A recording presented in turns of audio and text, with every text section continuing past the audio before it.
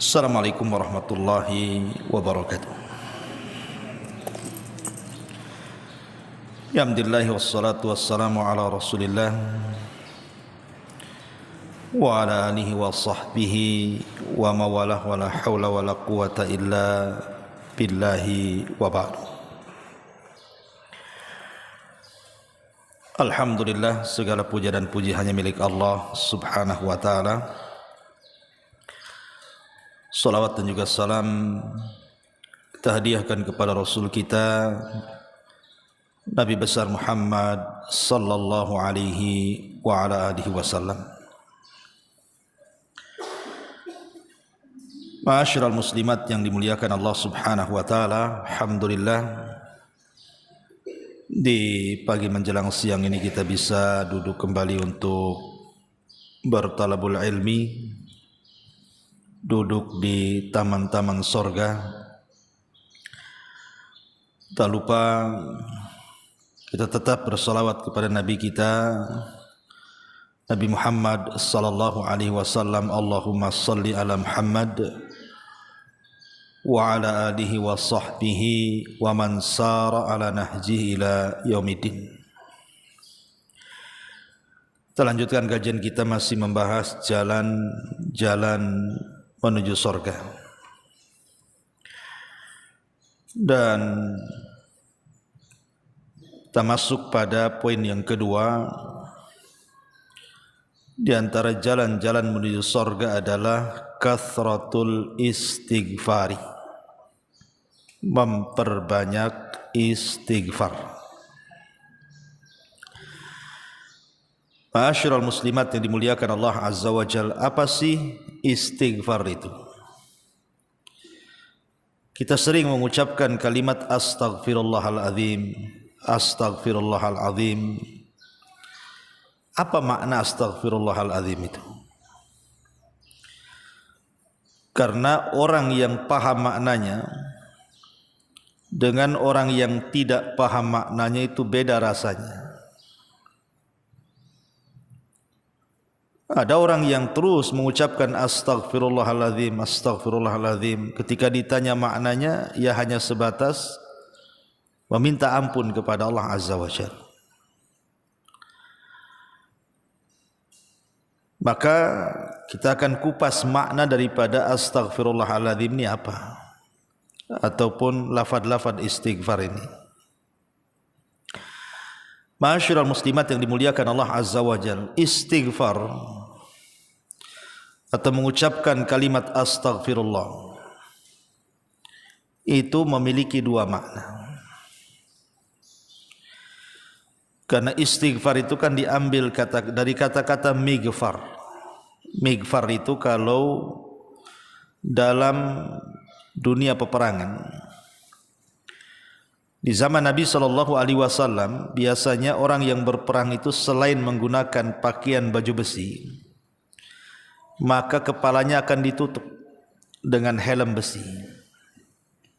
Dalam bahasa Arab helm besi itu artinya al-mighfar. Untuk apa fungsinya? Fungsinya tentu untuk melindungi kepala, kan gitu Bu, supaya kalau seandainya terkena senjata tidak langsung kena kepala, tapi kena penutup kepalanya dulu. Atau bahasa sekarang pakai helm lah gitu. Artinya ketika istighfar itu diambil dari kata-kata al-mighfar, berarti di sini ada dua makna ketika kita mengucapkan astaghfirullahaladzim itu. Pertama, meminta kepada Allah subhanahu wa ta'ala agar aib-aib kita itu ditutup, sehingga manusia tidak tahu dosa yang kita lakukan. Ini yang pertama. Jadi kalau ibu mengucapkan astaghfirullah, itu artinya ibu meminta kepada Allah subhanahu wa ta'ala agar Allah menutup aib-aib kita, menutup dosa-dosa kita. Cukuplah Allah dengan kita yang tahu, manusia tidak perlu tahu. Karena kalau seandainya aib kita terbongkar di hadapan manusia, itu membahayakan sekali. Betapa banyak orang-orang yang dulunya dimuliakan, belakangan dihinakan setelah tahu aibnya. Betapa banyak orang-orang yang dulu dielu-elukan, dipuja dan dipuji manusia, tiba-tiba kemudian dicaci dan dimaki manusia karena ketahuan aibnya. Betapa banyak dulunya orang-orang yang dihormati, dimuliakan, akhirnya direndahkan. Kenapa? Karena dibuka aibnya. Maka orang yang dibuka aib itu menjadikan orang terhina, menjadikan orang rendah. Makanya kita meminta kepada Allah Subhanahu wa taala, karena dampak dibuka aib itu sangat-sangat merendahkan. Maka dengan memperbanyak astaghfirullahal azim, artinya kita meminta kepada Allah agar Allah menutup aib-aib kita di hadapan manusia. Karena demi Allah, Bu, saya, ibu atau siapapun, sampai hari ini masih dimuliakan orang, masih dipandang orang, terkadang masih dipuja-puji orang. Itu karena aib kita masih ditutup saja. Kalau seandainya aib kita dibuka dan dibongkar oleh Allah Subhanahu wa taala, boleh jadi tidak ada orang yang berkawan dengan kita, yang ada orang pula menghina-hina kita. Maka bersyukurlah kepada Allah Azza wa Jalla, aib kita masih ditutup. Lah supaya tetap dan terus ditutup, perbanyak istighfar. Perbanyak istighfar. Makanya Imam Ahmad ibn Hanbal rahimahullahu ta'ala, ketika dia belanja ke pasar, dia banyak membeli barang-barang, datanglah murid-muridnya dari mana-mana, karena satu pasar itu murid dia semua. Akhirnya kemudian murid-murid Imam Ahmad ini meminta kepada sang imam untuk membawakan barang belanjaannya, dan mengatakan, ya imam, sudahlah, kau pulang bawa badan saja, biar barang-barang ini kami yang bawa.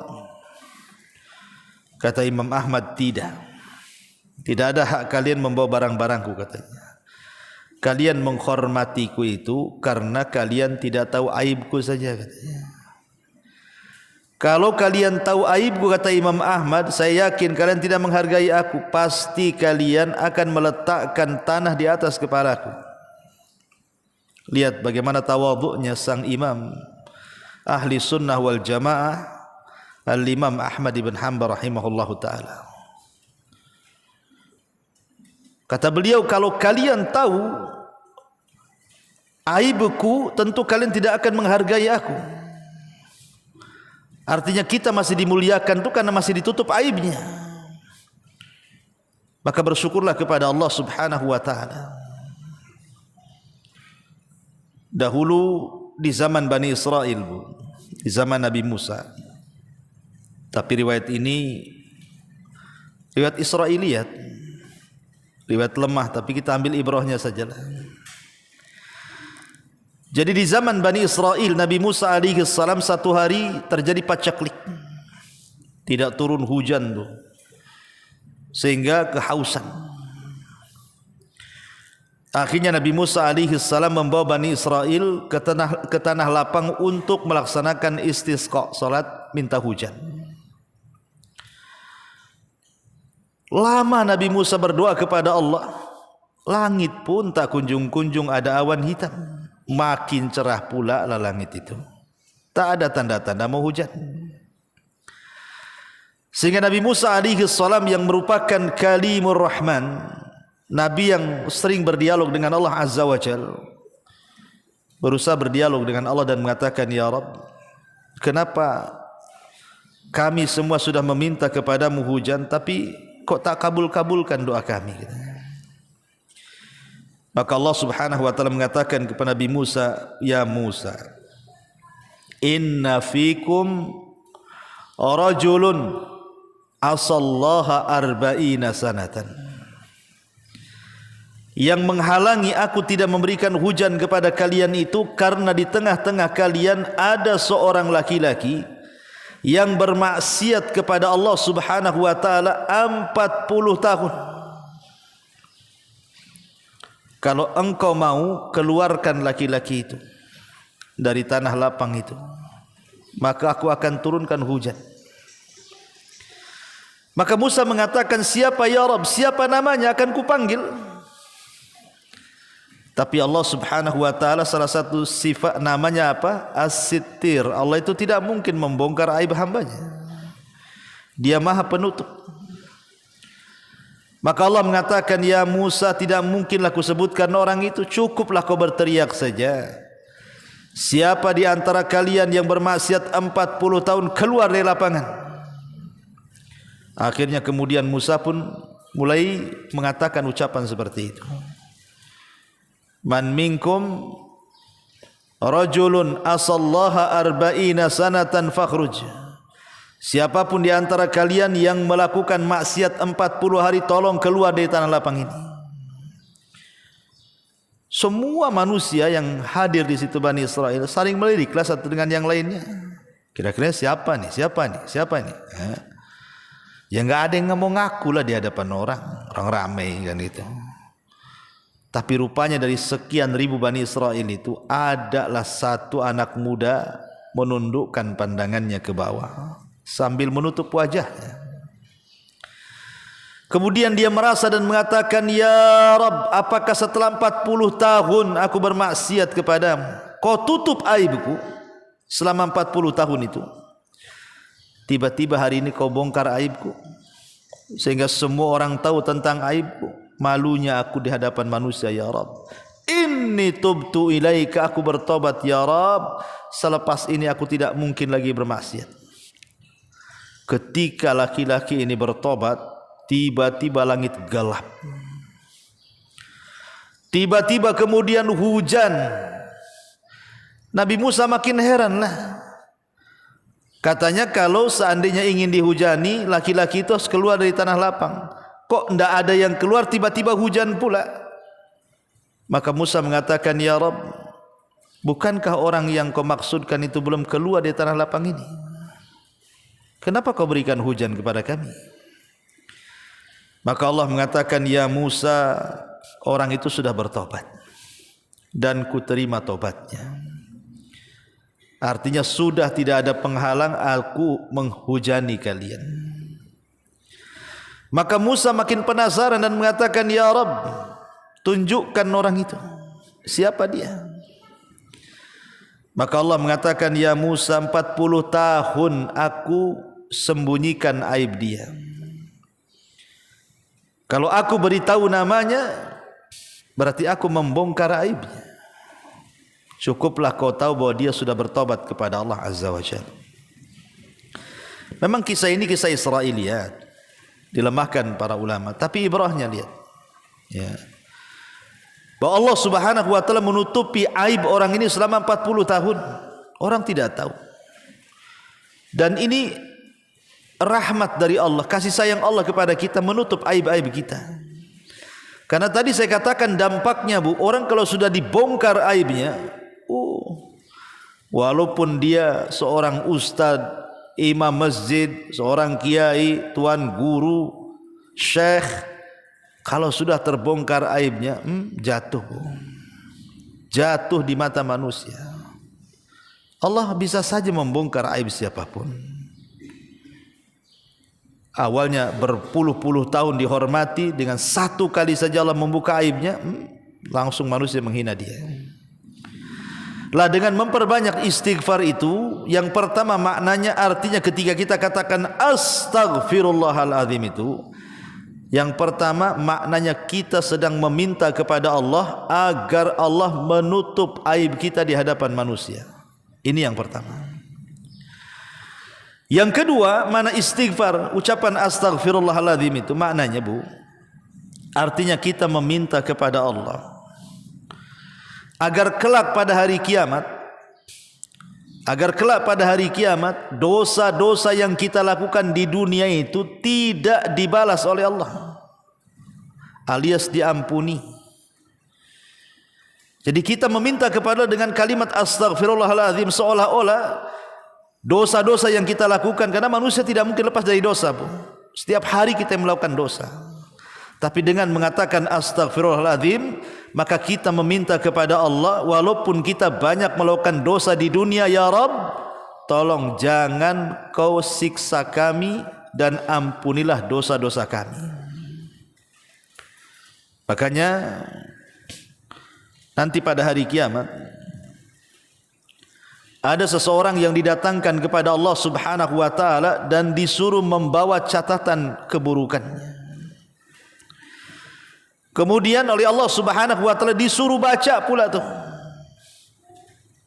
Kemudian Allah Subhanahu wa taala bertanya kepada laki-laki ini, "Ata'rifu dzamba kadza?"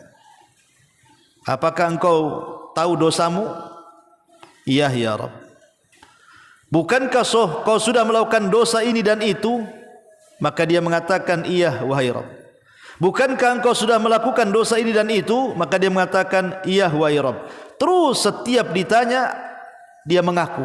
Setiap ditanya dia mengaku. Maka Allah Subhanahu wa taala mengatakan, al-an, sekarang wahai fulan, satartuka fid dunya wa ghafartu lakal yaum. Dulu di dunia kau banyak melakukan dosa, ku tutup aibmu. Sekarang ku ampuni dosa-dosamu. Itulah makna istighfar, Bu. Jadi kalau ibu mengatakan astaghfirullahaladzim, astaghfirullahaladzim, artinya kita minta dua perkara di situ. Satu, minta agar Allah menutup aib kita. Dua, minta kepada Allah agar kita diampuni dosanya, dan setiap dosa yang kita lakukan di dunia tidak dibalas oleh Allah Azza wa Jalla. Itu makna istighfar tuh. Nah, dari sini pahamlah itu makna istighfar. Ya. Ma'asyiral muslimat yang dimuliakan Allah Subhanahu wa taala. Istighfar ini banyak keutamaannya. Banyak keutamaan dan kemuliaan. Makanya kenapa di beberapa tempat kita disuruh untuk mengucapkan istighfar. Seperti umpamanya, contoh saja, ketika seseorang hendak tidur, maka kita disuruh membaca astaghfirullah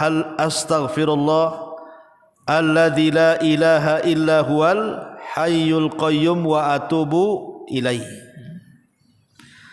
Ataupun ketika kita sedang istisqa, meminta hujan, maka kita pun diperintahkan atau dianjurkan memperbanyak istighfar, astaghfirullah alladzi la ilaha illahu al hayyul qayyum wa atubu ilaih.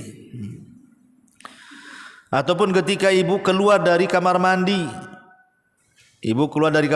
entah ibu habis berak, habis kencing atau apa, pokoknya masuk ke kamar mandi lah, maka keluar, kita diperintahkan apa, Bu? Ghufranaka. Ghufranak itu artinya meminta ampun kepada Allah Azza wa Jalla. Istighfar juga. Kemudian juga apabila selesai dari wudu ataupun ibu selesai bermajlis, maka kita disunahkan untuk membaca apa? Subhanakallahumma wa bihamdika asyhadu an la ilaha illa anta astaghfiruka wa atubu ilaik. Suruh istighfar. Ataupun selepas salat 5 waktu, Bu.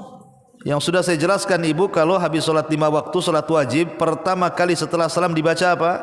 Astaghfirullahaladzim, astaghfirullahaladzim, astaghfirullahaladzim, 3 kali. Ataupun ketika ibu masuk ke masjid, maka juga dianjurkan rabbighfirli dzunubi waftahli abwaba rahmatik. Ataupun ketika ibu melihat ada orang yang meninggal, maka kata Nabi SAW, istaghfiru li akhikum, beristighfarlah untuk saudara kalian. ataupun ketika menjawab orang yang bersin, yarhamukallah wa yaghfirullahu lana wa lakum, ataupun istighfar juga dibaca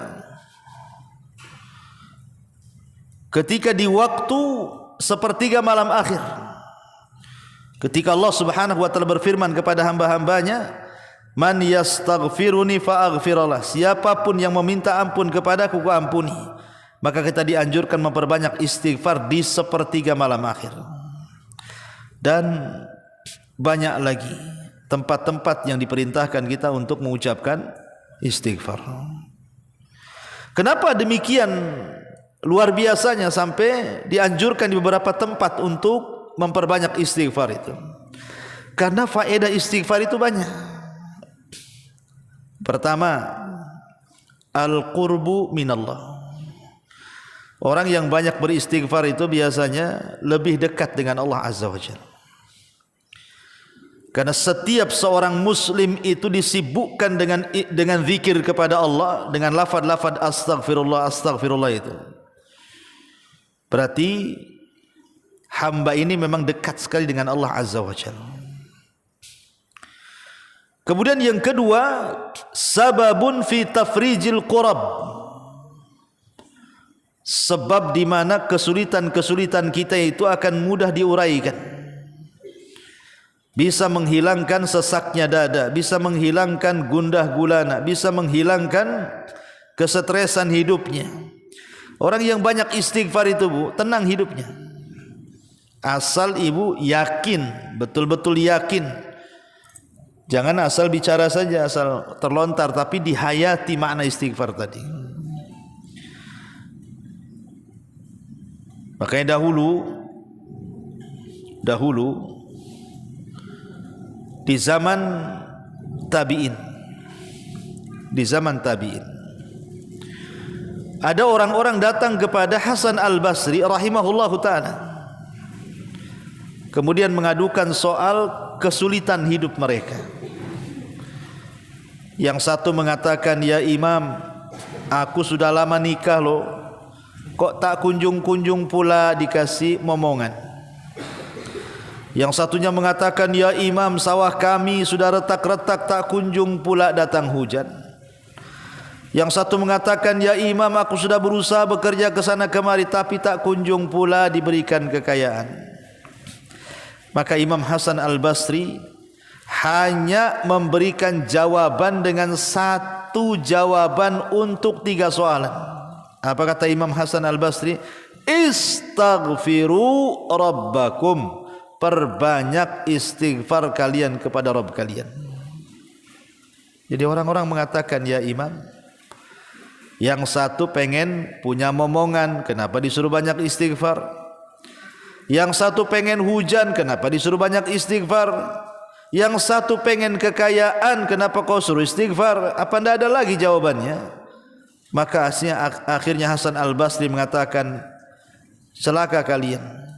Bukankah Allah Subhanahu wa taala yang mengatakan, faqultu astaghfiru rabbakum innahu kana ghaffara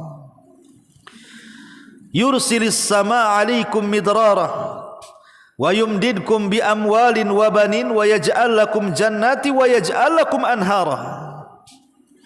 Bukankah Allah mengatakan, faqultu astaghfiru rabbakum, perbanyaklah istighfar kepada Rabb kalian, karena Dia adalah Ghafara, Zat yang Maha Pengampun. Yursilis samaa 'alaikum midrara, kalau kalian banyak istighfar, Allah akan hujani kalian. Artinya dengan banyak istighfar itu penyebab turun hujan. Yursilis samaa 'alaikum midrara wa yumdidkum bi amwalin, dan dengan istighfar itu Allah luaskan harta kalian. Wa yumdidkum bi amwalin wa banin, dan Allah akan berikan banyak keturunan kepada kalian. Ini Allah yang mengatakan, kalau kalian banyak istighfar akan diturunkan hujan, akan diperbanyak kekayaan, akan diperbanyak turunan. Makanya saya katakan, istaghfiru rabbakum, perbanyak istighfar oleh kalian. Karena istighfar itu faedahnya adalah menghilangkan kurang, kepenatan, kesulitan, kesetresan dan begitu seterusnya. Kemudian yang ketiga, istighfar itu sababun fi dukhulil jannah.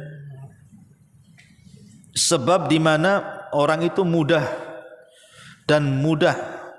masuk ke dalam surga. Jadi istighfar ini mudah sekali. Dengan istighfar ini kita dimasukkan ke dalam surga. Karena yang menghalangi orang masuk surga itu kan dosa, Bu. Karena dosa itu penyebab orang masuk neraka. Dan lawan daripada melakukan dosa itulah istighfar. Jadi kita melawan lawannya. Lawan dosa istighfar. Kalau orang berbuat dosa melakukan kemaksiatan, ketika kemudian dia istighfar meminta kepada Allah agar diampuni dosa-dosa maksiatnya, makanya kemudian istighfar itu penyebab mudah orang masuk surga. Kemudian yang keempat, sababun fi daf'il bala. Sebab di mana musibah-musibah itu bisa tercegah dengan memperbanyak istighfar. Karena Allah Subhanahu wa taala ketika bicara soal keamanan, wa ma kana Allahu liyu'adzibahum wa anta fihim wa ma kana Allahu mu'adzibahum wa hum yastaghfirun. Kata Allah Subhanahu wa taala, tidak mungkin Allah mengadab sebuah kaum kalau engkau wahai Muhammad hidup di tengah-tengah mereka, dan tidak mungkin Allah mengadab sebuah kaum kalau kaum itu terus memperbanyak istighfar. Dalam ayat ini ada dua keamanan. Orang kalau ingin aman hidup di tengah-tengah Nabi sallallahu alaihi wasallam. Masalahnya Nabi sudah meninggal. Berarti tinggal ada satu keamanan lagi. Apa itu? Memperbanyak istighfar. Wa ma kana Allahu mu'adzibahum wa hum yastaghfirun. Dan Allah tidak mungkin mengadab sebuah kaum sampai mereka banyak melakukan istighfar. Kemudian yang kelima, yu'addul istighfar naw'an min anwa'il ibadati allati yataqarrab biha al-'abdu ila Allah. Jadi istighfar itu dikategorikan jenis-jenis ibadah yang dengan itu kita mudah berhubungan dengan Allah Subhanahu wa taala. Kemudian juga yang nomor 6, inzalul amtar wal arzaq in anil ibad. Dengan memperbanyak istighfar itu menyebabkan turunnya hujan dan turunnya rizki yang banyak kepada kita. Dan juga salah satu manfaatnya adalah Allah berikan kesehatan dan kekuatan badan. Terkadang Bu, kita ini menjadi sehat dan kuat itu terkadang menyandarkan pula kepada sebab. Beli vitamin banyak-banyak, konsumsi vitamin banyak-banyak, beli obat banyak-banyak, telan, ya kan? Kebanyakan kita begitu kalau ingin sehat seperti itu, atau olahraga gitu ya. Dia lupa bahwa ada perkara yang lebih hebat dibandingkan minum pil, makan vitamin, ya. Apa itu? Istighfar. Istighfar ini bisa menambah kekuatan dan kesehatan badan, karena Allah yang mengatakan wa yazidkum quwatan ila quwatikum. Ketika Nabi Saleh berdakwah ketika Nabi Hud alaihi salam berdakwah kepada kaumnya, Nabi Hud mengatakan apa? Ya qaumi astaghfiru rabbakum. Hei kaumku, perbanyak oleh kalian istighfar. Kemudian kata Nabi Hud, manfaatnya apa? Wa yazidkum quwatan, karena sebab istighfar itulah akan menambah kekuatan kalian. Jadi kalau ingin sehat, perbanyak aja istighfar. Ma'asyiral muslimat yang dimuliakan Allah Azza wa Jalla. Kemudian juga yang nomor 7, man'u nuzulil masaibil lati qad tusibul insan, bisa mencegah turunnya musibah-musibah, entah tsunami, entah banjir, entah gempa, entah apalah pokoknya. Maka dengan banyak istighfar itu bisa mencegah musibah-musibah seperti itu. Kemudian yang nomor 8, sababun fis syifa, sebab kesembuhan. Jadi istighfar itu bisa jadi obat. Kemudian yang nomor 9, istihqaq wa nailu rahmatillahi azza wa jal fid dunya.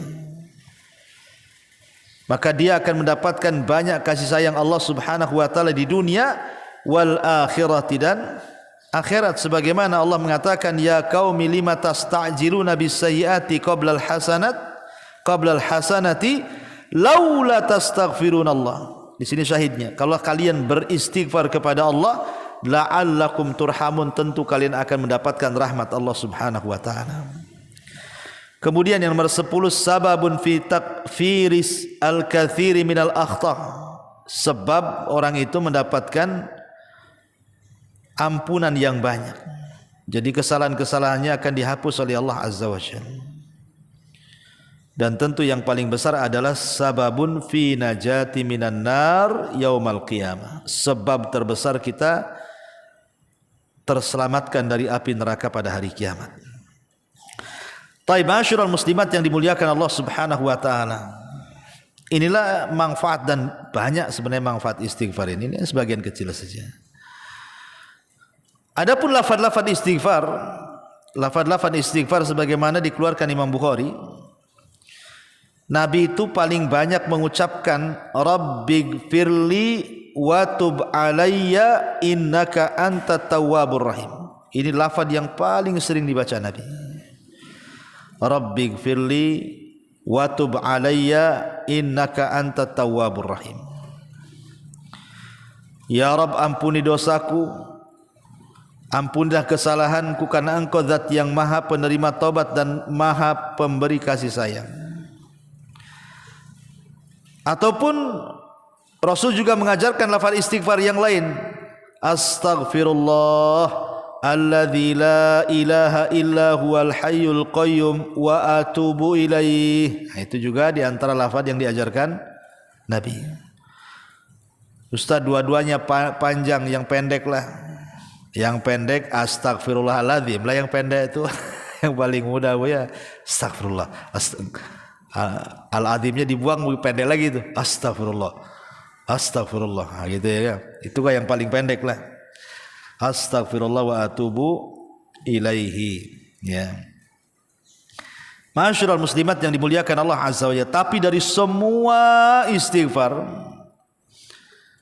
karena semua para nabi, Bu, baik Nabi Nuh, Nabi Saleh, Nabi Musa, dan semua para nabi, kalau kita membaca Quran itu, mereka senantiasa beristighfar dan menyuruh umatnya untuk beristighfar. Makanya Nabi kita saja, sebutkan oleh Sahih Muslim itu, dalam sehari Nabi SAW tidak kurang dari 100 kali, 70 sampai 100 kali, tidak kurang dari 2 angka itu. Rasul membaca astagfirullahaladzim, astagfirullahaladzim. Itu Nabi, Bu, kan? Karena memang rahasia istighfar luar biasa. Tapi dari semua, kayak saya katakan, dari semua lafaz-lafaz istighfar yang diajarkan kepada kita, Bu, maka ada satu lafaz yang merupakan rajanya istighfar. Rajanya istighfar. Apa itu? Sayyidul istighfar. Allahumma anta rabbi la ilaha illa anta khalaqtani wa ana abduka wa ana ala ahdika wa wa'dika mastata' a'udzu bika min syarri ma sana' abu'u laka bi ni'matika 'alayya abu'u bi dzambi faghfirli fa innahu la yaghfiru dzunuba illa anta. Siapapun yang membacanya di pagi hari, kemudian Allah takdirkan dia meninggal sampai sore hari, maka dijamin masuk surga. Kalau dia baca di sore hari, Allah takdirkan dia meninggal sampai pagi, maka dipastikan masuk surga. Ini sayyidul istighfar. Ya Allah, Engkau adalah Tuhanku, tidak ada sesembahan yang berhak kecuali Engkau. Engkau yang menciptakan aku, sedangkan aku adalah hamba-Mu, dan aku di atas ikatan janji-Mu, dan akan menjalankan dengan semampuku. Aku berlindung kepadamu dari segala kejahatan yang telah aku perbuat. Aku mengakuimu atas nikmat-nikmatmu terhadap diriku, dan aku mengakui dosa-dosaku kepadamu, maka ampunilah aku, sesungguhnya tiada yang mengampun segala dosa kecuali Engkau ya Rabb. Luar biasa isinya Sayyidul Istighfar. Makanya kenapa kemudian keutamaannya luar biasa. Ma'asyiral muslimat yang dimuliakan Allah Subhanahu wa taala. Sebagian ulama membahas kalau seandainya seseorang itu melakukan dosa, kemudian dia mengucapkan astaghfirullahaladzim, apakah dosanya semata-mata mengucapkan astaghfirullahaladzim itu langsung diampuni? Maka ulama mengatakan tidak langsung diampuni, Bu, sampai dia betul-betul meninggalkan dosanya. Sebab kalau seandainya dia melakukan dosa, kemudian dia istighfar, kemudian melakukan dosa yang sama, kemudian istighfar, dan begitu terus, ini namanya talaub, main-main namanya, main-main dengan taubat namanya. Jadi istighfar yang seperti ini tidak ada manfaatnya. Makanya ulama mengatakan al-istighfaru ma'al israr taubatul kadzdzabin.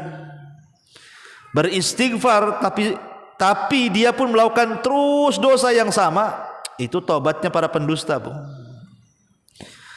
Itu taubatnya para pendusta. Makanya sebagian para ulama seperti yang dikatakan oleh Al-Hafidh Ibnu Hajar rahimahullahu taala, ya, beliau mengatakan ketika Allah Subhanahu wa taala mengatakan walam yusirru ala ma fa'alu, ay isyaratun ila anna min syarti qabulil istighfari an yaqla al mustaghfir anidz dzambi wa illa fal istighfaru bil lisani ma'at talabbusi bidz dzambi kat talaubi. Kata Al-Hafidh Ibnu Hajar rahimahullahu taala, walam yusirru ala ma fa'alu, ketika Allah mengatakan dan mereka tidak terus-terusan melakukan dosa, kata Al-Hafidh Ibnu Hajar, di sini ada isyarat bahwa diterimanya istighfar seseorang itu ketika selesai melakukan dosa kemudian dia istighfar adalah harus melepaskan dosa-dosanya, berhenti dari dosa. Kalau tidak, percuma saja. Ibu sambil gibah, astagfirullah, gibah terus. Jadi lisan ibu astagfirullah tapi diselingi dengan gibah, Bu.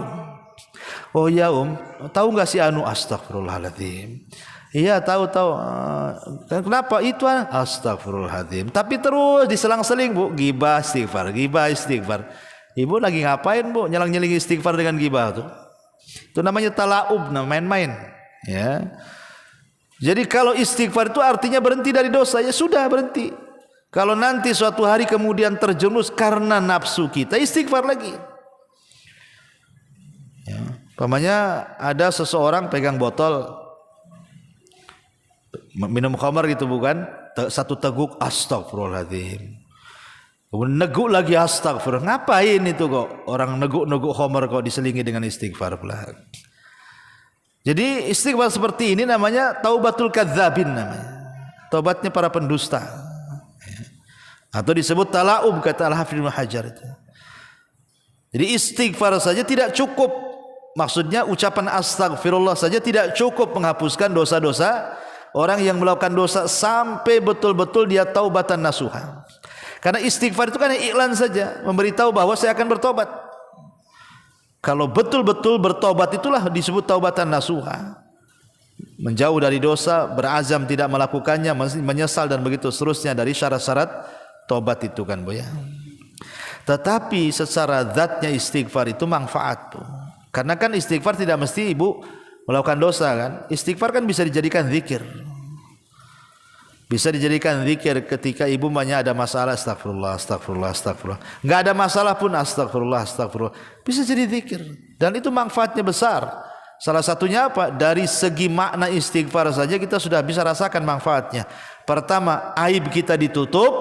Yang kedua, dosa-dosa kita tidak akan diazab. Luar biasa dari segi maknanya saja istighfar itu. Wallahu a'lam. Ini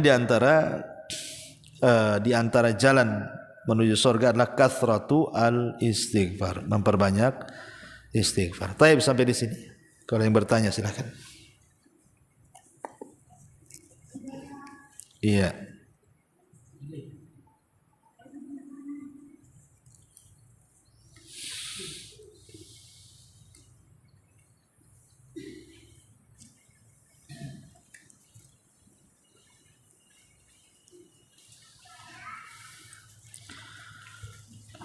Tapi di sini ada soalan.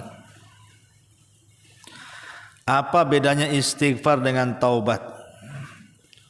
Apa ciri-ciri diterima atau tidaknya taubat kalau oleh Allah Azza wa Jalla? Iya. Istighfar dengan taubat beda, Bu. Kalau istighfar itu lisan, astaghfirullah artinya saya meminta ampun. Lisan kita mengiklankan minta ampun. Minta supaya dosa-dosa kita diampuni oleh Allah dan tidak diazab di akhirat. Minta supaya dosa-dosa kita tidak diungkap di hadapan manusia alias ditutup aib kita. Itu istighfar. Kalau taubat ini meninggalkan perbuatan dosa. Jadi kalau istighfar itu lisan, kalau taubat itu perbuatan. Berarti ketika lisan kita mengatakan astagfirullah, kemudian kita lempar botol di tangan, saya tidak mau minum khamar lagi. Berarti ibu sudah menggabungkan istighfar dan taubat namanya. Ibu lagi gibah, lagi enak-enaknya gibah, ingat gibah itu dosa. Astagfirullahaladzim, langsung cabut dari majelis itu, Bu. Berarti ibu menggabungkan istighfar dan taubat. Istighfar itu lisan, taubat itu perbuatan. Dan harus dua-duanya ada. Adapun ciri-ciri orang yang diterima taubat dan tidaknya itu nampak, Bu. Kondisinya jauh lebih baik ataukah lebih buruk. Kalau kondisinya jauh lebih baik daripada sebelum dia bertobat kemudian bertobat, maka ciri-cirinya itu tobatnya dapat taufik tuh. Yang tadinya dulu nggak sholat, kemudian tobat rajin pula dia sholat. Yang tadinya nggak pakai jilbab nutup aurat, tiba-tiba habis tobat ditutup semua anggota badannya. Yang tadinya tidak pernah baca Quran, yang tadinya tidak pernah hadir di majelis taklim, tahu-tahu hadir di majelis taklim. Pokoknya siapapun yang kondisinya jauh lebih baik daripada sebelumnya, itu tanda-tanda diterima taubatnya. Artinya dia dapat taufik dan hidayah tuh. Tapi kalau seandainya terbalik, Bu, kondisinya makin buruk gitu ya. Biasa durasi gibah itu sejam, ini 1 hari. Ini kan repot nih. Kok ditambah durasinya? Biasa gibah cuma sejam aja, Bu.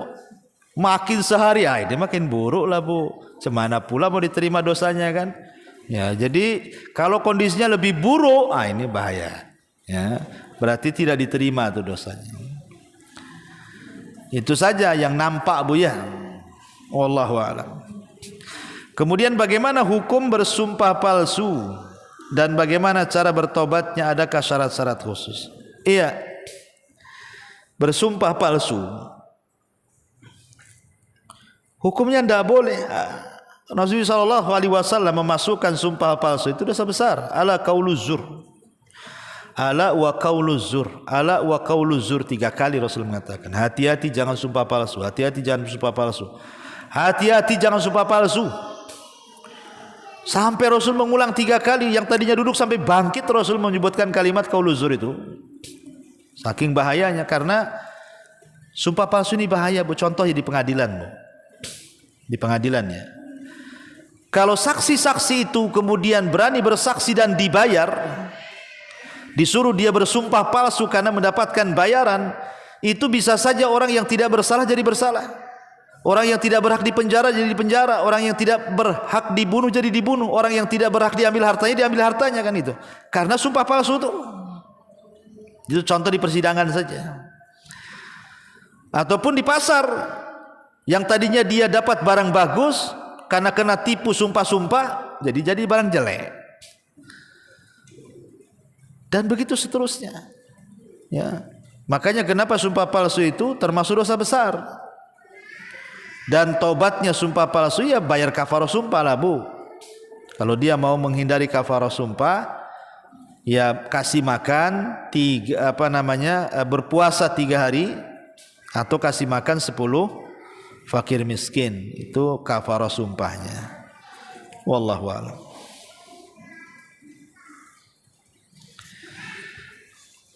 Taib, kalau enggak kita